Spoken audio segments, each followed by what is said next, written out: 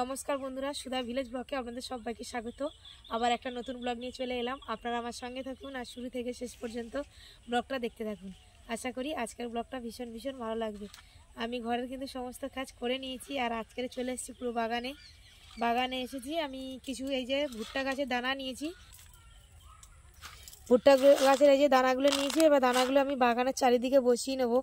আর কয়েকদিন ধরে আমি ভিডিও দিতে পারিনি বন্ধুরা, আমার মেয়েদের পরীক্ষা চলছে, ওই জন্য। তো পরীক্ষা হয়ে গেলে নিশ্চয়ই আপনাদের সামনে প্রত্যেক দিনই ভিডিও আসবে।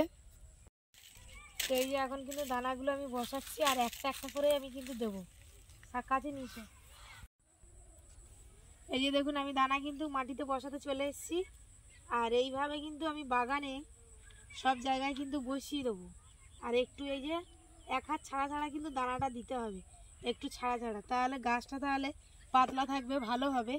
আর ঘন দিলে গাছটা তাহলে ভালো হবে না।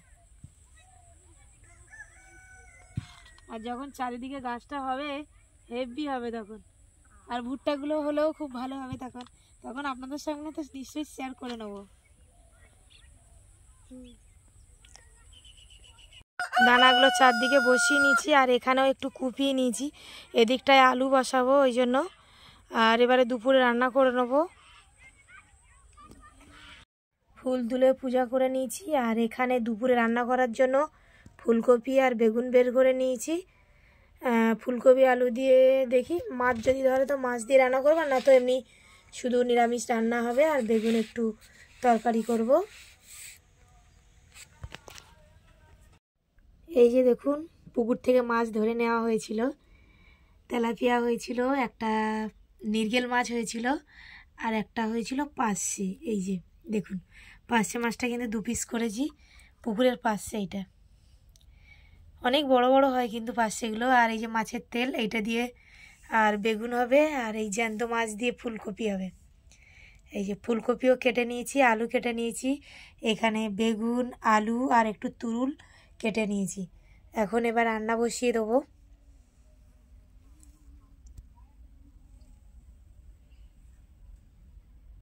মাছগুলো লবণ আর হলুদ মাখিয়ে নিয়েছি আর একটু লঙ্কার গুঁড়ো দিয়েছি। এবারে তেলে ভেজে নেব।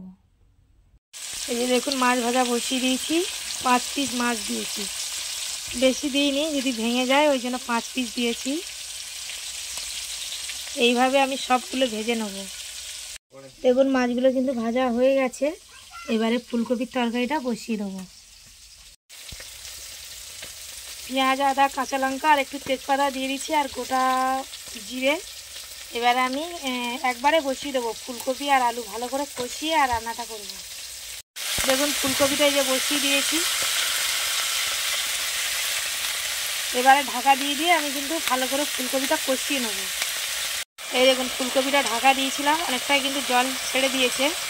আর এইভাবে কিন্তু আমি ঢাকা দিয়ে কষি রান্না করবো। আর এখন তো ফুলকপি সারের, আর আমাদের তো বাগানে লাগিয়েছি, এখন হয়নি, তো এখন গাছ ছোটো হয়ে আছে, যখন হবে নিশ্চয়ই আপনাদের সঙ্গে শেয়ার করব। তো এইভাবে কিন্তু আমি ঢাকা দিয়ে রান্না করে নেব।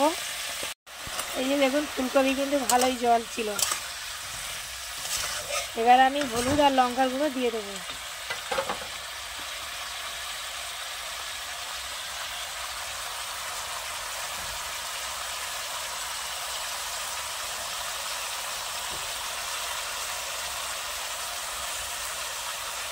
এবার আমি ভালো করে কষিয়ে নেবো আর জিরের গুঁড়োও দিয়ে দেবো।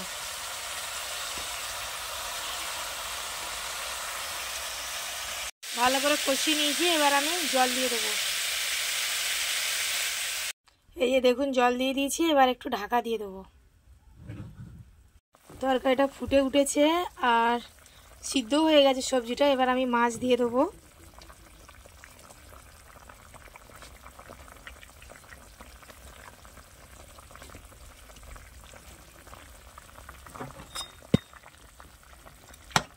মাছগুলো দিয়ে দিলাম।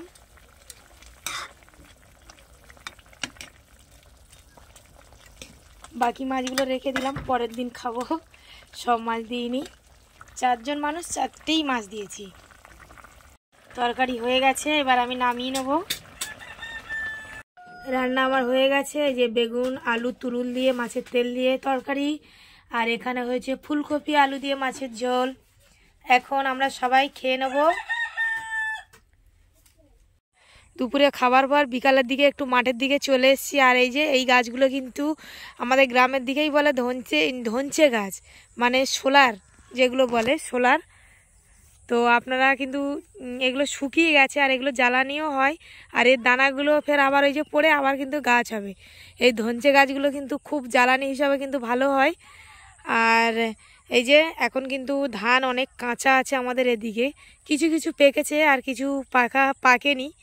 আর এখানে আমাদের গরম ধানের বীজ পড়বে, তার জন্য এই যে কাদা করা হয়েছে, এইখানটা কিন্তু বীজতলা পড়বে, কাদা করে দিয়েছে।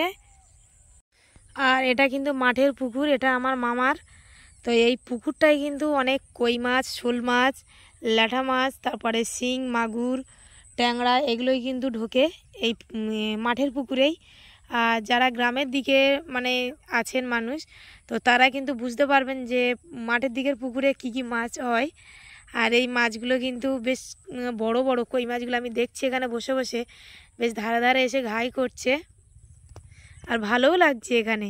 আর মামা মনে হচ্ছে খাবার দেয়, যেহেতু মাঠে এখন জল শুকিয়ে গেছে, সব মাছ কিন্তু এই পুকুরে চলে এসছে।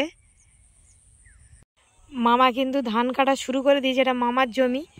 আর আমাদের এখন অল্প পেকেছিল, তো সেই অল্প ধানটাই কিন্তু এই যে দেখুন কাটা হয়েছে। আর ওদিকে সব বাচ্চারা কিন্তু বিকালে খেলা করছে। আর এখনও কিন্তু ধান এই যে দেখুন পুরো পাকেনি, সব কাঁচা আছে।